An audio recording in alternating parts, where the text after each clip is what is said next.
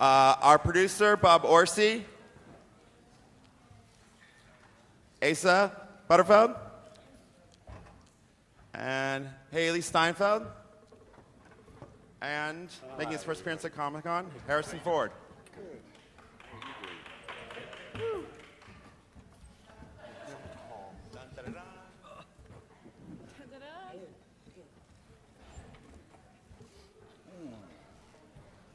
Well, we made it to here, Bob.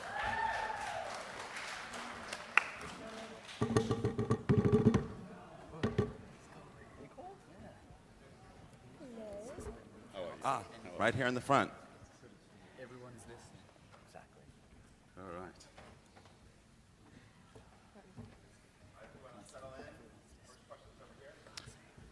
Hey guys, thanks so much for coming to Comic-Con. You get to keep one of those on the table. Take your pick. My name is Mark Walters of BigFanboy.com, and it's an honor to have the first question for this. Harrison, I did want to ask you, there's the obvious question of this is kind of a big return to sci-fi for you, doing a movie out in space. It's been a long time since we've seen you do that. And it does sort of seem like this character could be maybe like an older, seasoned version of Han Solo, like a guy that's now been put in charge of a younger generation of the next, badasses in space.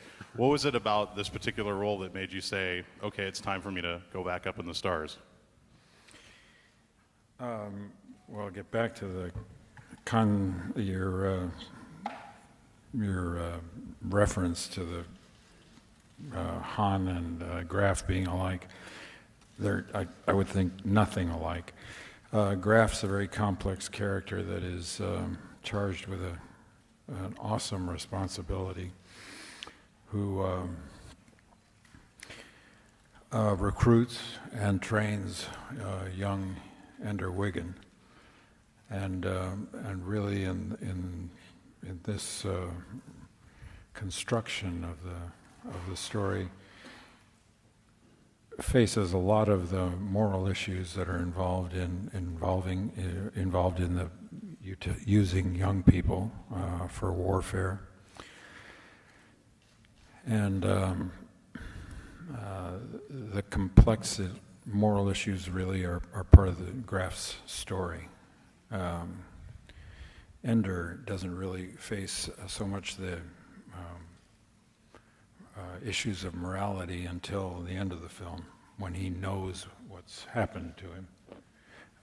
But Graf is aware of his moral responsibilities all through his part of the story. I think the book deals with a lot of very complex issues of social responsibility and the moral issues that one faces when one is part of a military establishment.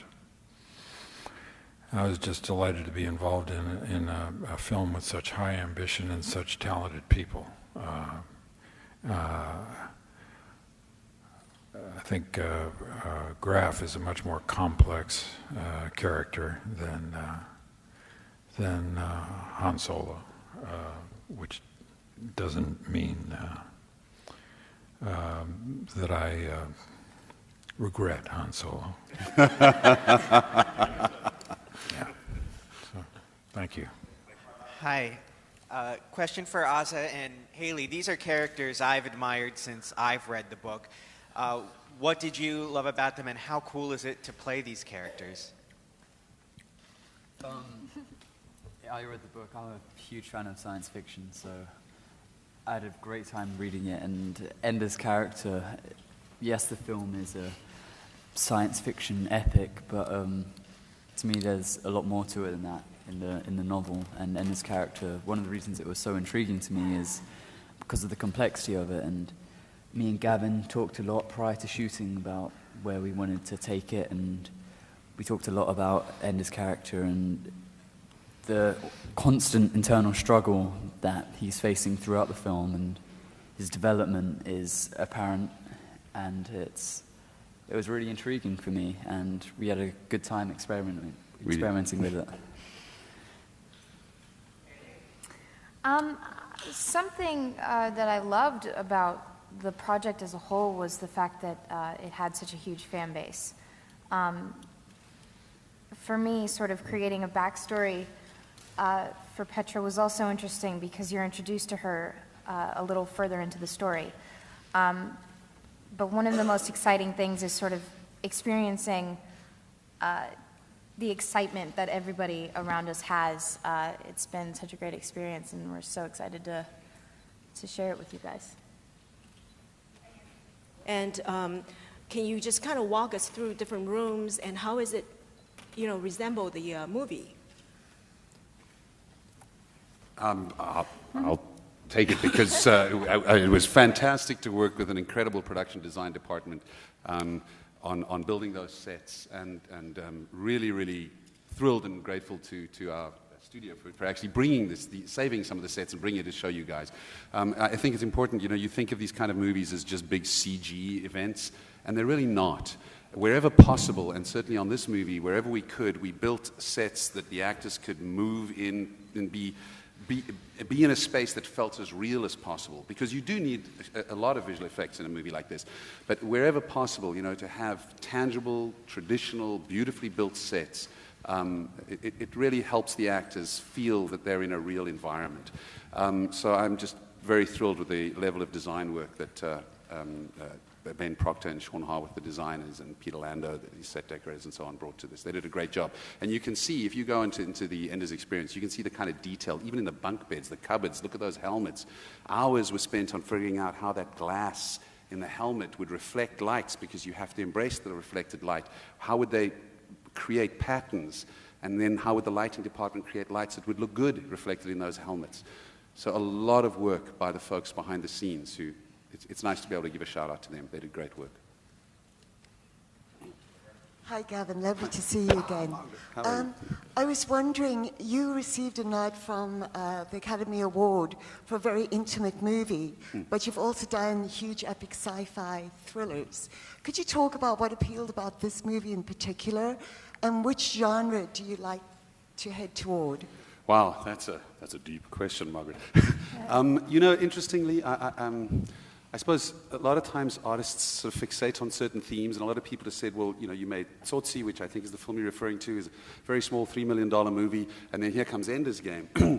I don't want to belittle the themes that I'm focused on, but they're very similar. I mean, you have in both cases protagonists who are troubled kids struggling for an identity in a morally complex universe, the way Harrison described it. I mean, these are fabulously morally complex characters. This is not a story about good versus evil in the simplistic way where, the character is wronged and has to right the wrong through revenge. And this is a case where the character is at war with his own nature. And that was the case in Tsotsi, and it happens to be the case in Ender Wiggin.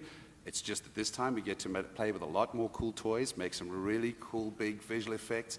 But at its heart, I think why I love this story is it's still a character-driven piece.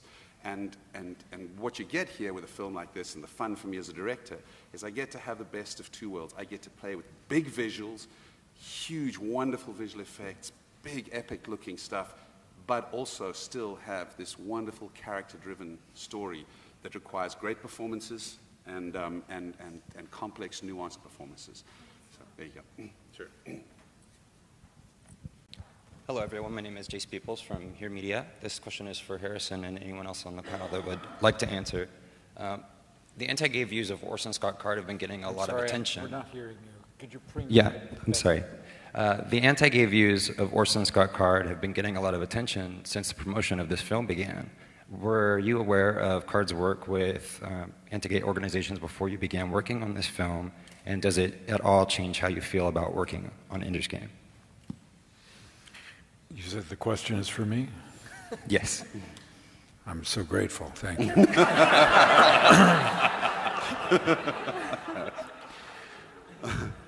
I think none of Mr. Card's concerns regarding the issue of gay marriage are part of the thematics of this film. And he has written something, I think, that is of value to us all to consider moral responsibilities. I think his views outside of those that we deal with in this film are not an issue for me to deal with. So I have really no opinion on that issue. I am aware of his statements admitting that the question of gay marriage is a battle that he lost. And he admits that he lost it. I think we all know that we've all won, that humanity has won. Yeah. And I think it's the end of the story.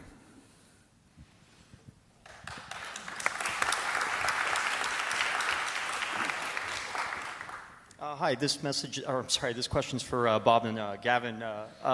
When making this film, how far ahead are you looking for home entertainment releases, bonus features, commentaries? Are you thinking about these things while you're making the film itself?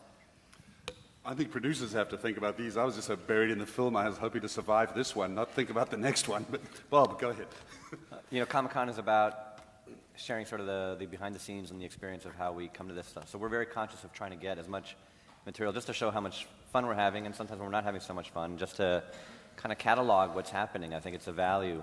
In a way, I wish there had been more of this kind of stuff when I was growing up. The idea that you can, in a way, put yourself through film school merely by checking out the bonus features of a DVD is fantastic. And now we all have cameras. I'm sure. Have we gotten all your pictures for our DVDs? I'm kidding. We're very conscious from the beginning. Hopefully, it'll be something fun to check out. Hello, everyone. My name is Connie Allen. I'm with Blast Magazine. As you mentioned, this is a very ambitious project with very complex characters. In what ways did you research and process your work in order to identify with the characters you played on screen? And what part of them did you take with you while you were working on this project? For me, having a novel to refer to is always helpful. I've been in a few films that have been adapted, and as an actor, the amount of resources and things you can gain just from reading the story as well as the script are so massive that it's something which is you just can't put down. Are we all answering this? Mm-hmm. I would say, again, having a novel to go to is so helpful. It's an extra 200 and something pages of just, ideas and clues and just so many things you can pick up on, whether it's written about your character or the other characters. There's so much there and so much to play with. And for me, this was actually sort of my first film that I had to do a lot of physical training, which was a lot of fun for us. We went to space camp. We learned how to march. We learned how to salute, and we learned different cadences. It was just, from day one, such a great experience. Harrison, right here. You've had such a great success doing sci-fi, the action genre, but a lot of times these movies, the benefit of them is they allow us to talk about social and moral issues that if you just did a straight drama, we kind of wouldn't accept as an audience. So I was wondering if you could just kind of take a step back and look at Ender's Game. What do you think we're discussing? What kind of conversations can we have from this movie, although, obvious being a piece of entertainment?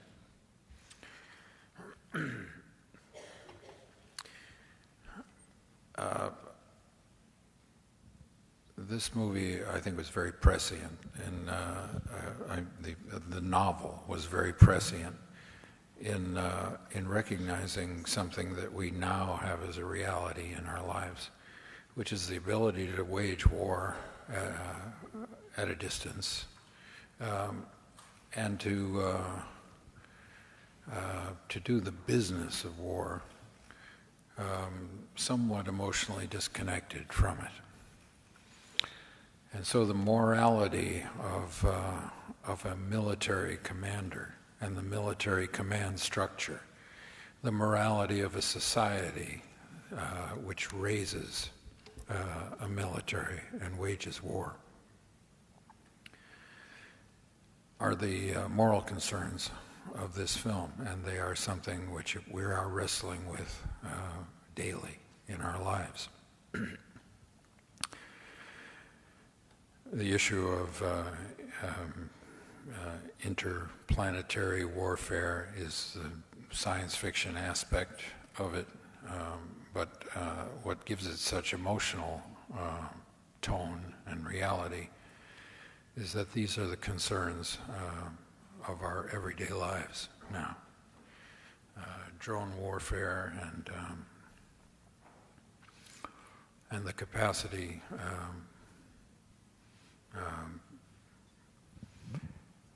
that we have technologically is one part of the moral package. The other is the use of young people in the business of war, which has always historically been the case. The youngest of our the youngest and fittest of our cultures have always been the ones who were first in line for warfare.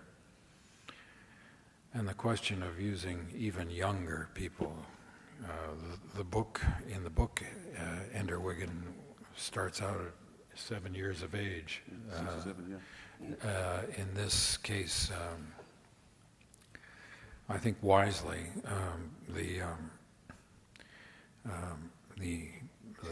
it has been changed to be a young person, closer matching Asa's age, 12, 13. 13. Was a wise choice. But the character that I play is responsible for manipulating young people in service of some perceived need of humanity as a whole. And no matter how you try and wrestle with the questions of warfare and the military, the more you realize how complex these issues are and how much attention they deserve. So I think it's really important for us to visit these questions, not only in the daily news and then dismiss them, but in our emotional and civic lives. Okay, we only have time for like one or two more questions. I know back here we have one. Good afternoon, Mr. Ford. I was just wondering if you could talk about your experience as an actor working on this film with Sir Ben Kingsley. It was great.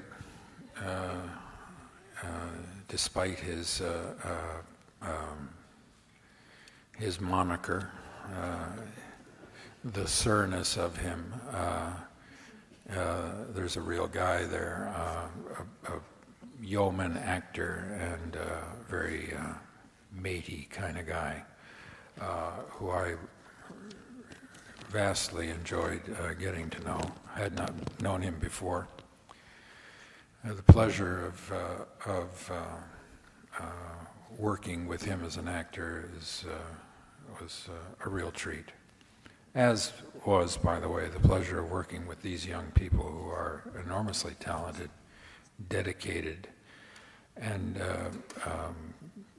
devoted themselves to the telling of this story, and who also possess surprising craft, understanding, and skill.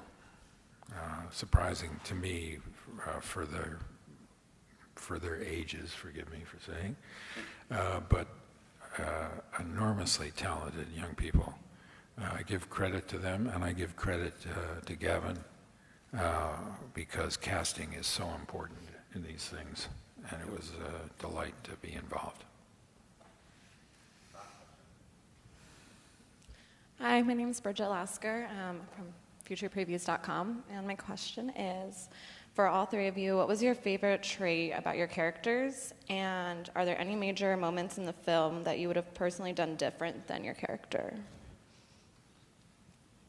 What was that last part? Are there any? I said, are there any major moments in the film that you personally would have done differently than your characters?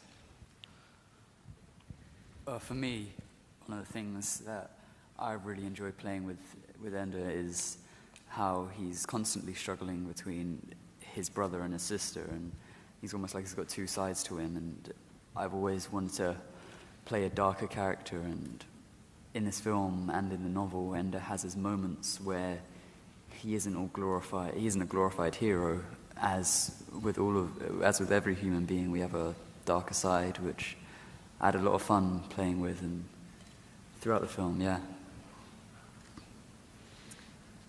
I would say my character is very, very strong and independent because she has to be. She's put into a world where she doesn't know who to trust and who not to trust, and in most cases, there's nobody to look to. And I love that in a way, because my character is one of very few girls in the battle school and the only girl in the army that she's in. She's constantly working to sort of maintain the respect from the guys around her, and I think that when she meets Ender, there's this really truthful connection between the two of them that comes from sort of finding their way, finding their place. I hate to cut you guys off, but we are actually running over to the panel, so we got to go. No, we have no time, actually. They are due on stage momentarily.